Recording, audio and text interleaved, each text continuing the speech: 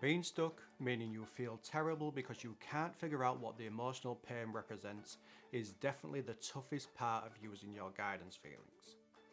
But it's also true that it's only when you are stuck that you can develop your emotional intelligence, as it's only when you are stuck that you have the opportunity to learn so much more about what's really going on within your emotions. But just because becoming stuck creates an opportunity for growth doesn't mean that you have to like it. In this video, we're going to discover even more about how our feelings work, and in doing so, we'll put you back on the right path so you can experience the light feelings or the emotional pain mixed with the light feelings once more. This is I Want to Know How to Feel Good. Let's get straight into this. The first thing to try when you become stuck is have a lay down where you won't be disturbed. Put in your earplugs and cover your eyes with something like a t-shirt to block out two of your main senses. A great way to find the statement which creates the lightness is to lock yourself into your feeling. This is so easily achieved when you have a lay down where you won't be disturbed, put in your earplugs and cover your eyes with a t-shirt, and then try having a session of using this method. By putting in earplugs and covering your eyes, you are blocking out the information which your eyes and ears take in. This allows you to become more aware of your feelings as you work with your painful emotions. Just like a person with visual impairments, other senses can become more acute by way of compensation, so too will your feelings, and your ability to read them grow stronger if you block out some of your other senses. I bought these earplugs for $3.99 from eBay, and I got 40 pairs. The second thing to try when you become stuck is cast your line into different areas of the pond. Whenever a fisherman is sat on the bank of a pond and he isn't getting a bite, he doesn't keep casting his line into the same area of the pond. Instead, he casts his line into different areas of the pond to see if he can get more luck there. In the same vein, if you are guessing how you feel and there's no changes to your feeling, or if you're feeling heaviness, then it's time to cast your line into the different areas of the pond and see if your new and more extreme guesses of how you feel create the light feeling or not. This is the same process as when a person who is late for work and they can't find their car keys. They begin by looking in the most obvious places, like in the corner of the worktops and behind the sugar bowl. Then when they still can't find them, they look in other rooms, in their trouser pockets which they wore yesterday. But as time ticks away and they become more desperate to find their keys, they will become to look in the most obscure of places, like in the bathroom, behind the bread bin, or even in the fridge. Since you will already be aware of the everyday types of feelings that you are trying to say as a statement, for example, if you're naturally a shy and quiet person, you could try repeating, I am angry, to see if this creates any light feelings. Or the opposite of this, if you're a person who has a short fuse, you could try repeating, I feel scared, to see if this creates any light feelings, as examples. But let's talk about some of the more obscure things that you could try. If some of these work, then that's great.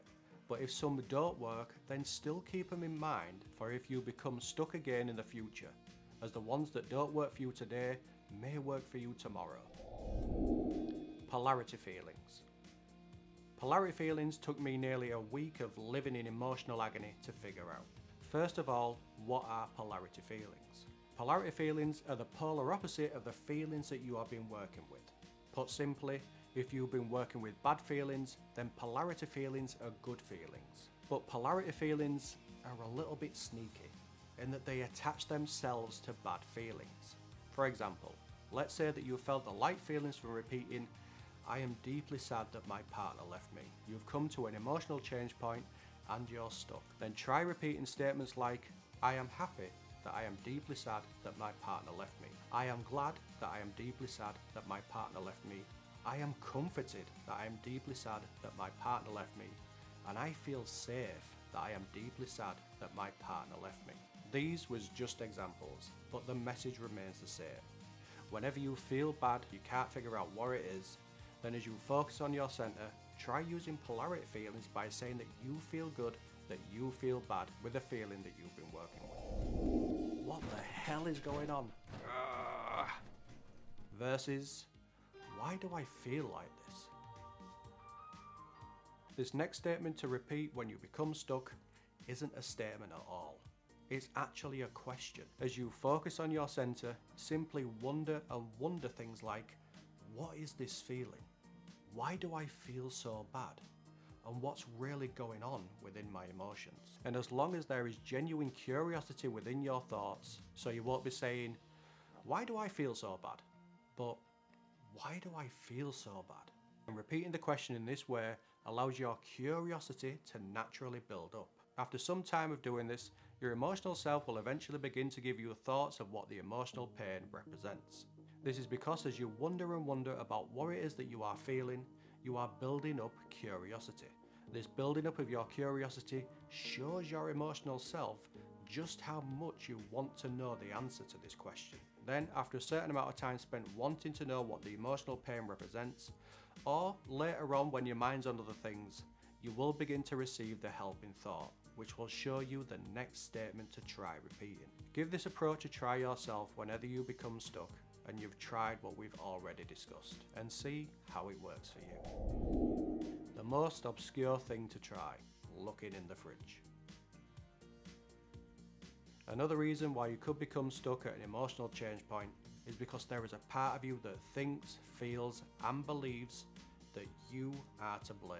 This part of you thinks that you are to blame for how you feel right now, for causing other people's stress and worry, and it thinks you're to blame even for situations that you aren't in control of and was never in control of. For example, if you was bullied in the past, then there is a part of you that believes that you are to blame for this. This part of you hardly ever gets under the spotlight and holds a microphone, but it will be in there somewhere.